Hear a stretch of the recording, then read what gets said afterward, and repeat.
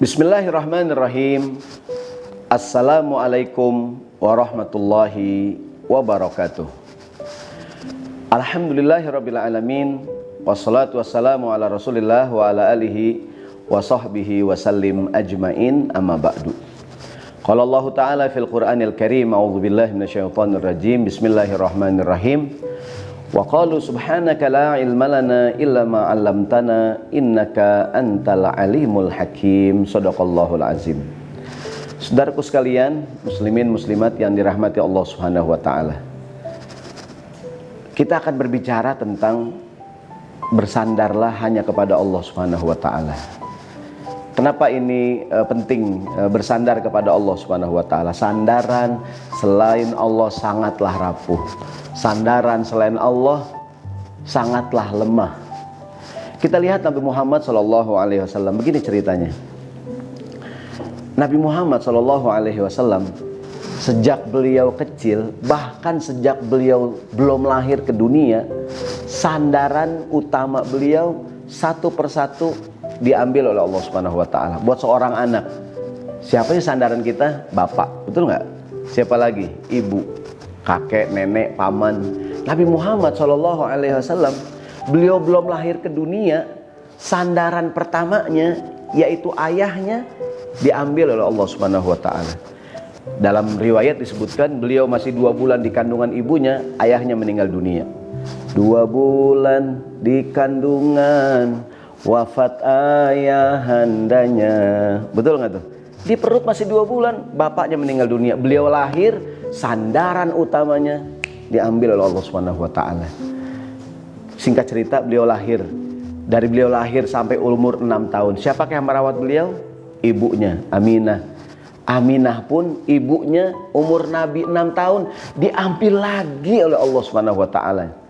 Ayahnya, dia tidak bertemu dengan ayahnya. Umur 6 tahun ibunya pun meninggal dunia. Umur 6 tahun dirawat oleh kakeknya Abdul Muttalib sampai usia 8 tahun. Usia 8 tahun diambil lagi kakeknya. Masya Allah tuh, ya nggak tuh? Bapaknya nggak ketemu, ibunya meninggal umur 6 tahun, 8 tahun dirawat kakek, kakeknya meninggal dunia juga. Singkat cerita dirawat oleh pamannya Abu Thalib. Umur 8 tahun menumpang di rumah pamannya, Nabi Muhammad mulai mandiri. Ngapain beliau? Menggembala kambing. Kalau bahasa Inggrisnya ngangon kambing. Bahasa Inggrisnya tuh ngangon kambing. Nabi umur 8 tahun beliau mengembala kambing. 12 tahun mulai berdagang. 12 tahun berdagang ke negeri Syam. Bisa kita bayangkan, singkat cerita umur 25 tahun menikah dengan Khadijah radhiyallahu anha. Singkat cerita umur 40 tahun beliau diangkat menjadi nabi dan rasul. Saya tanya nih kepada kita semua, di awal mula dakwah Islam, siapakah yang sangat mendukung Nabi? Istrinya Khadijah. Siapa lagi? Pamannya Abu Thalib. Itu pun di awal mula dakwah Islam diambil lagi oleh Allah Subhanahu wa taala. Istrinya meninggal dunia. Tak lama kemudian pamannya juga meninggal dunia. Masya Allah, Nabi itu. Bahkan tahun meninggal istrinya disebut dengan tahun duka cita, Amul Huzni. Kan buat seorang suami hebat, karir segala macam, siapa yang mendukung dia? Istri. Betul nggak nih? Maka sering saya bilang tuh, bapak-bapak, ya kan, jangan sombong, dia sukses karena dukungan istrinya. Maka saya bilang, bapak-bapak yang merasa karir yang nggak naik-naik, tanyain istrinya doanya apaan. Jangan-jangan istrinya berdoa, ya Allah, suamiku cukup ya Allah. Dia kalau makin naik, dia jadi belagu ya Allah, begitu. Jangan-jangan ya. Aku tahu banget kelakuan suamiku ya Allah. Ntar bawa pulang tanyain lah istrinya doanya apaan tuh. Ya enggak?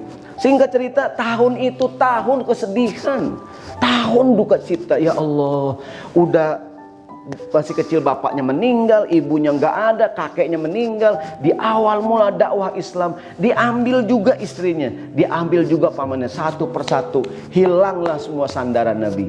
Dalam buku sejarah apa sih pelajarannya? Pelajarannya adalah Allah ingin agar Nabi Muhammad SAW sejak kecil bersandarnya hanya kepada Allah Subhanahu wa taala. Allah yang mencukupi semua kebutuhan Nabi. Di dalam Al-Quran ada satu kalimat yang selalu terulang. Kalimat kafa yakfi kifayah. Kafa yakfi artinya cukup. Allahul kafi, Allah yang maha mencukupi. Ketika Nabi Muhammad SAW dalam Al-Quran tidak ada yang menolong Nabi, Allah mengatakan wa kafa billahi nasiro, cukuplah Allah yang menolong Nabi.